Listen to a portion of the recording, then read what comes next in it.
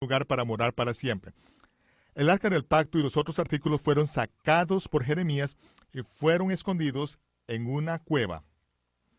Y cuando Jeremías se dio cuenta que uno de los sacerdotes empezó a marcar el camino hacia el arca, reprendió al sacerdote y dijo: el arca tiene que permanecer en ese lugar secreto hasta que el Señor Dios la saque a la luz en los días finales y su gloria sea vista encima del propiciatorio, así como en los días de Moisés y como en los días de Salomón. Entonces, en las minas de Salomón, bajo el muro de Jerusalén, fue donde Jeremías encontró la urna de piedra que Salomón había puesto allí 500 años antes.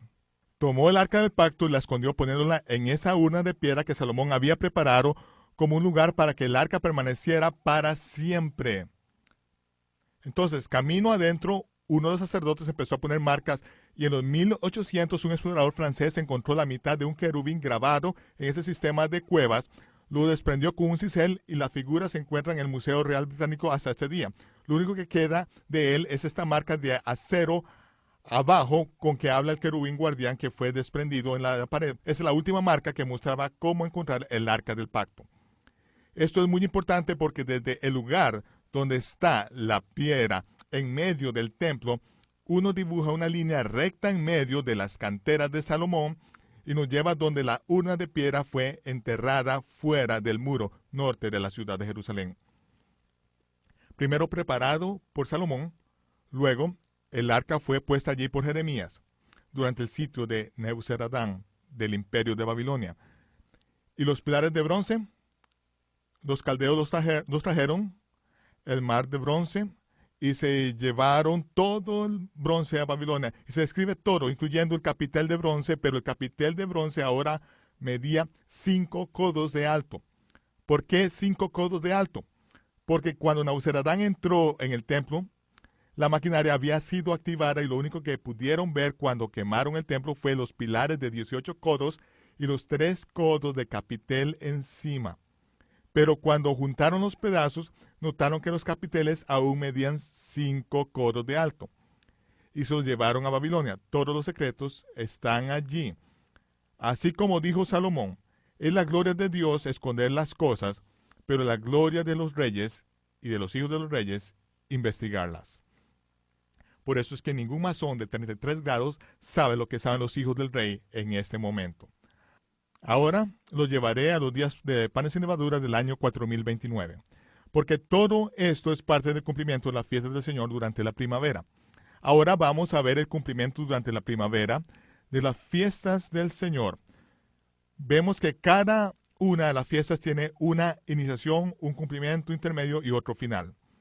Y vemos otra vez su calendario bíblico hebreo y vemos la fiesta de panes sin levadura y lo que sucedió. En el día 10 del mes de Abib es cuando se selecciona el cordero para el sacrificio. Así es como se hacía en Egipto y así es como se sigue haciendo cada año después. Por 4 días era inspeccionado el cordero pascual y luego era sacrificado en el día 14 en la tarde. El día 14 de Abib o Nisán, como lo llamaron después del cautiverio de Babilonia. Entonces, después de lo que sacrificaban, lo ponían al horno antes de la puesta del sol, porque la puesta del sol da inicio un día santo, el Shabbat santo de la fiesta de los panes sin levadura. Es un Shabbat santo. Esa noche, a medianoche, se celebra la salida de Egipto. 7 días después, el 21, fue cuando cruzamos el Mar Rojo. Y también, de acuerdo con Levítico 23, ese también es otro Shabbat santo. Un Shabbat santo al principio, otro Shabbat santo al final, y siempre va a haber un Shabbat semanal dentro de esos 7 días. El día después del Shabbat semanal siempre será el día de la ofrenda, el día de las ofrendas de los primeros frutos. Desde el día de los primeros frutos se cuentan 50 días y ello nos lleva al día santo de Shavuot o Pentecostés. Pentecostés significa 50. El día 50 desde el día de la ofrenda de los primeros frutos. Y esa es la fiesta que finaliza la fiesta de la primavera. Ahora quiero llevarlos a Jerusalén en el año 4029. Esos son los ensayos, los Mikra, que habían estado sucediendo durante cientos y miles de años. Es en el día 10 del mes de Abib que el sumo sacerdote estaría en el monte del templo, salía del monte del templo, y conforme salía del monte del templo, dejaba tras de sí sacerdotes de Israel, Cohenim, parados en fila, hombro a hombro, con grandes hojas de palma de dentro de 10 a 12 pies de largo en sus manos, y hacían un camino para él hasta la puerta norte de la ciudad de Jerusalén. Esto se hacía para facilitarle cuando salía por el muro de la ciudad para ir a Belén a seleccionar un cordero pascual, y cuando regresaba, el sumo sacerdote podía hacerlo por el mismo camino sin que nada interfiriera con su paso. Y cuando salía por la puerta norte, dejaba varios cientos de sacerdotes allí con las palmas en sus manos, y luego llevaba una pequeña compañía hasta los estados de las ovejas de Belén, donde se criaban y se preparaban todos los corderos para el monte del templo, y esperaban para que él seleccionara el cordero pascual más perfecto que iba a representar a todo Israel. Aunque miles de corderos pascuales se sacrificaban cada año en el monte del templo. Como parte de todo ese ensayo, más de 150,000 a 200,000 personas israelitas de todas partes del reino y de todas las partes de donde habían sido dispersados subían a Jerusalén y llegaban temprano y se purificaban. Subían al monte del templo donde había más de 100 pilas mikvah o pilas bautismales aquí arriba, y se purificaban para prepararse para las festividades, porque en cada fiesta había ensayos que cada año esperaban que el Mesías tal vez vendría este año. Tal vez este sea el año, tal vez sea este. Entonces se preparaban. Al subir a Jerusalén, cortaban ramas de cedro, de pino y de palmas que después de las cosechas de dáctiles, que eran abundantes, las traían a la ciudad y luego se quedaban en cualquier apartamento disponible, cuartos extra.